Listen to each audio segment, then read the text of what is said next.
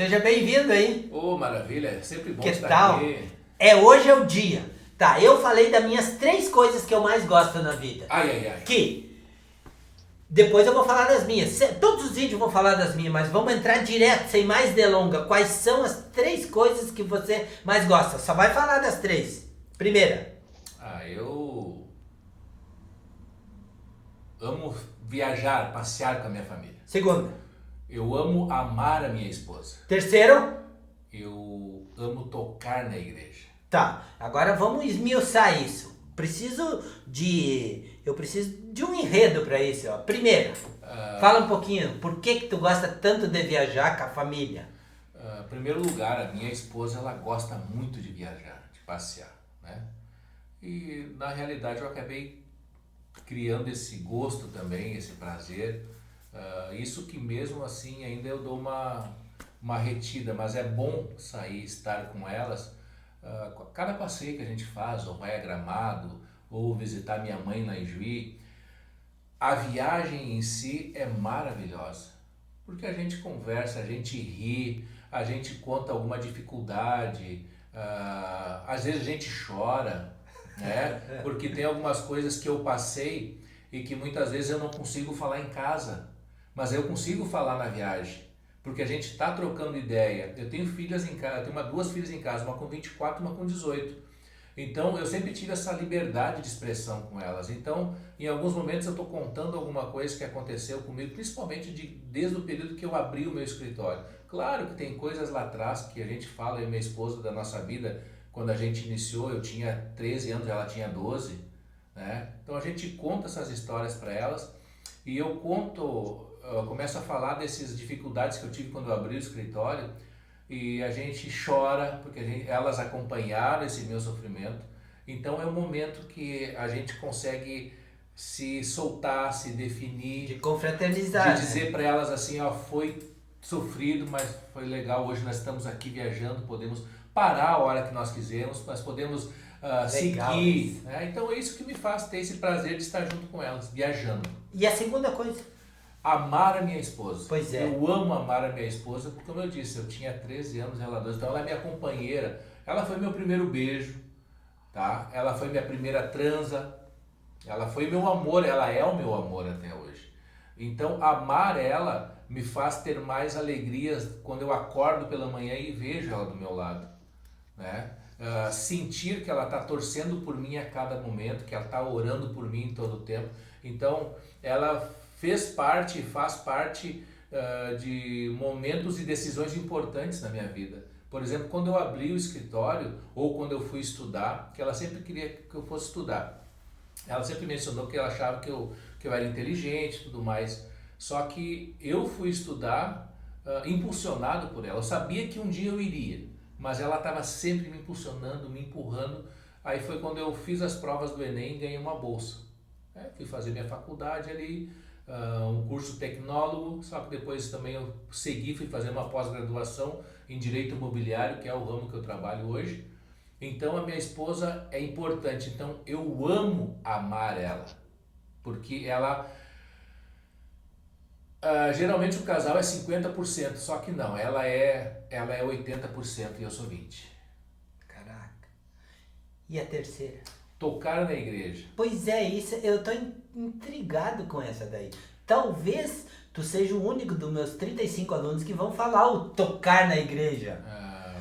Relacionamento, de sexo, de fazer amor, disso acho que vai ter bastante, sabe? Bastante. Porque todos os meus alunos aqui são casados e geralmente bem casados, né? Com o decorrer dos anos, o amor, ele é tão sublime que... O amor, porque as outras coisas sempre vão ficar em segunda opção. É verdade. Amor, eu amo.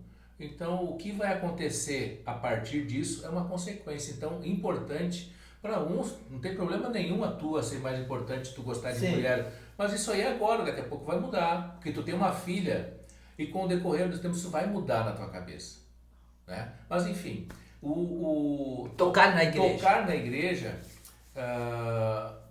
eu fiquei 8 anos no exército e meus últimos 2 anos eu comecei a aprender a música lá. Até porque eu queria ir pra banda, porque eu queria estabilizar no exército. Tu canta e toca ou só toca? Ah, eu só toco. Porque Mas tu tem um vozeirão pra cantar, tio? Não, lá em casa quem canta são a minha esposa e a minha filha mais nova. Essas aí, tanto que quando eu tô com a minha filha mais nova, a gente está tocando violão lá e cantando, ela diz assim pra mim, pai, só toca. Entendeu? Então assim, agora a outra parte, quando no exército eu comecei a aprender lá no exército, eu comecei a tocar bombardino, aprendendo bombardino. Aí foi passando os tempos, infelizmente eu tive que sair do exército por uma mudança de lei lá, que antes era 3 ministérios, Exército, Marinha e Aeronáutica, mudou para Ministério da Defesa, foi quando eles determinaram que a partir daquela data ninguém mais estabilizaria no Exército, ninguém mais ficaria no Exército a partir de X anos, 8 a 9 anos. Aí infelizmente tive que sair, vim para Sapiranga e depois na igreja, primeira vez que eu coloquei meus pés dentro da igreja, eu olhei aquela orquestra maravilhosa. Aquilo tocou no meu coração e eu assim, Senhor, um dia eu quero estar tocando no meio da tua orquestra. É aí que eu quero estar. E o decorrer dos anos foi passando e eu criei uma afinidade pelo trompete, né? Era difícil no começo, porque a embocadura é uma coisa bem... Até hoje, dependendo dos dias, não sai um som legal por causa da embocadura. Mas ontem, por exemplo, fui no culto ontem à noite, nós estávamos com uma orquestra maravilhosa e tocar para mim, agora tocar para o Senhor, estar ali louvando Ele com o instrumento, o dom que Ele nos deu para ter essa habilidade de tocar. Sou muito feliz porque eu tenho uma filha que é organista na igreja, um genro que é músico na igreja também, e outras filhas, todas as minhas filhas conhecem a música, todas elas, nenhuma delas é leiga na parte musical. A única que é leiga na parte musical é minha esposa. Só que a minha esposa tem um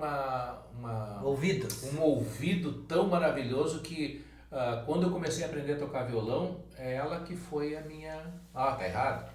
Não tá certo. Ela nem sabia, mas pelo som ela sabia. Então ela também foi importante, inclusive no trompete. No trompete ela tá ali, tu errou. Então eu disse, mas como é que ela sabe? Você conhece a música? Mas o ouvido dela é afiado, é alinhado, né? Então tocar na igreja para mim é muito prazeroso. Porque foi um dom que Deus me deu. O treinamento, a habilidade é nosso, mas o dom vem de Deus. Vem de Deus. O dom de ensinar vem de quem?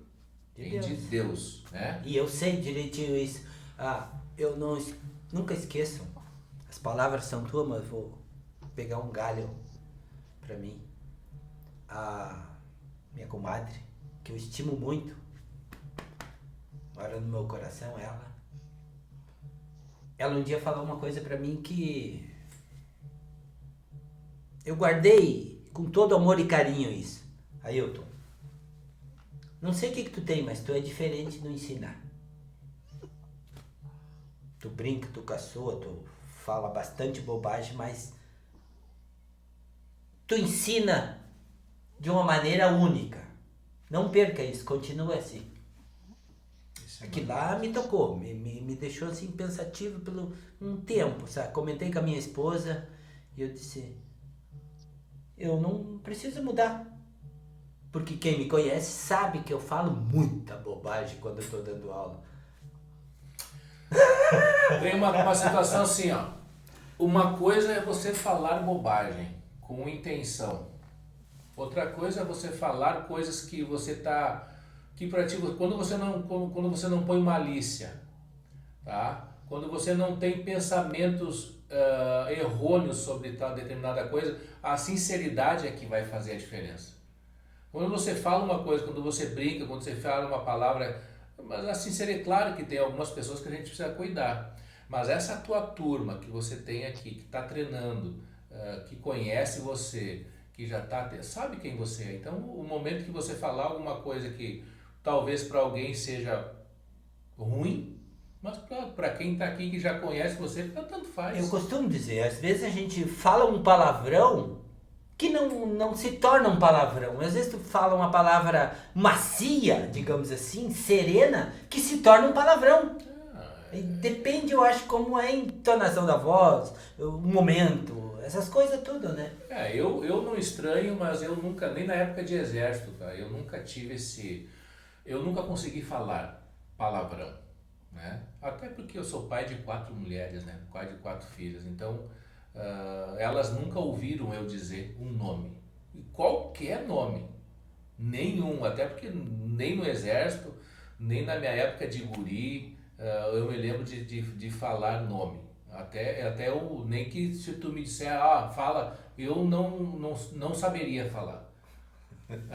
Em mim, assim, não permite eu falar. Porque não é a minha linguagem, mas quem está aí, por exemplo, hoje qualquer coisa que você vai olhar, seja um filme, seja uma novela, a facilidade com que as pessoas falam nome, tá dentro da rotina delas, não está dentro da minha. E ainda mais que hoje vão se fazer aí mais de 20 anos que eu sou evangélico, que eu me esforço para servir a Deus na congregação cristã no Brasil, não pela igreja, mas é pelo aquilo que Deus coloca dentro de nós, né? Agora, como eu te falei, quando não tem malícia na pessoa, a pessoa pode andar nua, Sim. pode andar pelada na frente de outra, porque ela não tem malícia, ela não tem maldade, então isso não vai fazer diferença. Vai fazer diferença aquilo que você tem na mente e no coração, né? Agora, se teu coração é bom, a tua mente é sadia, ela não faz para ferir, ela não faz para magoar ninguém, tá tudo certo. Eu aprendi com meu pai isso. Meu pai dizia, ele falava de um jeito, usando as palavras do Clóvis Daniel de Barro, que é o palestrante no qual eu me espelho, né? Meu pai sempre falava, o diabo do respeito tem que existir. E o respeito é uma coisa fundamental na vida. Seja para qualquer instância, começa-se pelo respeito por si próprio e para com você. Eu acho que é por aí o caminho. Não, é isso aí. Tu sabe que lá no quartel do serviço tinha uma frase na parede lá. Quando as armas que matam é para defender, os anjos choram, mas não acusam.